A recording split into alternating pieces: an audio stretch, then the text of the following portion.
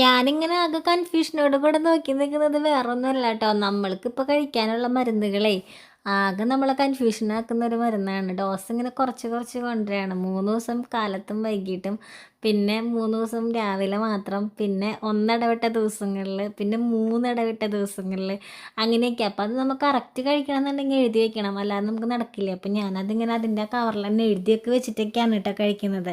കാരണം എനിക്ക് ഈ മരുന്നില്ലെങ്കിലും ഈ അലർജിയുടെ പ്രശ്നങ്ങളൊക്കെ ഒന്ന് മാറണം.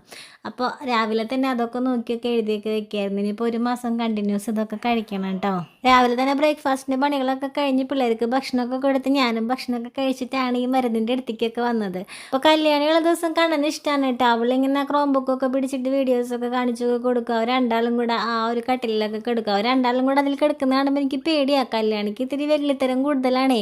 അവളിങ്ങനെ പടയുമ്പോഴങ്ങ് കണ്ണനങ്ങ് വീഴുമെന്നൊക്കെ എനിക്ക് പേടി തോന്നും. പക്ഷെ അത് സേഫാണ് കേട്ടോ, കട്ടിൽ സേഫാണ്. പിന്നെ ഇപ്പം എന്താ ചോറൊന്നും കഴിക്കാൻ തോന്നാത്തത് കാരണം രാവിലെ തന്നെ കുറച്ച് ചപ്പാത്തിയൊക്കെ ഉണ്ടാക്കി വയ്ക്കാമെന്ന് വിചാരിച്ചിട്ട്. ചപ്പാത്തിക്ക് എനിക്ക് ഭയങ്കര ഇഷ്ടമാണ്. എനിക്ക് ചോറിനോട് ഒട്ടും താല്പര്യമില്ല കേട്ടോ. അതുപോലെയൊക്കെ തന്നെയാണ് കല്യാണി. ഇപ്പോൾ കല്യാണിക്കും ചോറ് ഒട്ടും താല്പര്യമില്ല. ചപ്പാത്തിക്ക് ആകുമ്പോൾ അതിങ്ങനെ കഴിക്കുക. അപ്പം ഞാനിപ്പോൾ മിക്കപ്പോഴും ചപ്പാത്തിക്ക് ഉണ്ടാക്കി കഴിഞ്ഞാൽ രാവിലെയും ഉച്ചയ്ക്കും വൈകിട്ടൊക്കെ ചപ്പാത്തി. അപ്പോൾ എല്ലാവരും എൻ്റെ അടുത്ത് പറയട്ടെ ഉച്ചയ്ക്കെങ്കിലും ചോറുണ്ണണമെന്ന്. പക്ഷെ നമുക്ക് ഇഷ്ടമുള്ള സാധനങ്ങളല്ലേ കഴിക്കാൻ പറ്റുള്ളൂ. എനിക്ക് എന്തോ ചോറിനോട് ഇപ്പോൾ ഒട്ടും താല്പര്യമില്ല. പിന്നെ നല്ല കറികളൊക്കെ ഉണ്ടെങ്കിൽ നമ്മൾ ചോറൊക്കെ കഴിക്കും കേട്ടോ. കല്യാണിക്കുട്ടിയുള്ള ദിവസമേ എൻ്റെ പിന്നിൽ ഇങ്ങനെ ഉണ്ടാവട്ടെ എന്തെങ്കിലുമൊക്കെ ചോദിച്ച്. അവൾക്ക് ഭയങ്കര സംശയങ്ങളൊക്കെ. അപ്പോൾ സംശയങ്ങൾ തീർത്ത് കൊടുക്കലായിരിക്കും എൻ്റെ ഏറ്റവും വലിയ ജോലി എന്ന് പറയുന്നത്. അപ്പോൾ കണ്ണൻകുട്ടിയാണെങ്കിൽ ഈ ടോമിയുടെ കൂടെ ഇങ്ങനെ നീങ്ങുന്നിറങ്ങി. അപ്പോൾ ഞാൻ വിചാരിക്കട്ടെ കട്ടിലുമ്മ കിടത്തുന്നതിനേക്കാളും നല്ല നിലത്ത് കിടത്തുന്നതാണ്.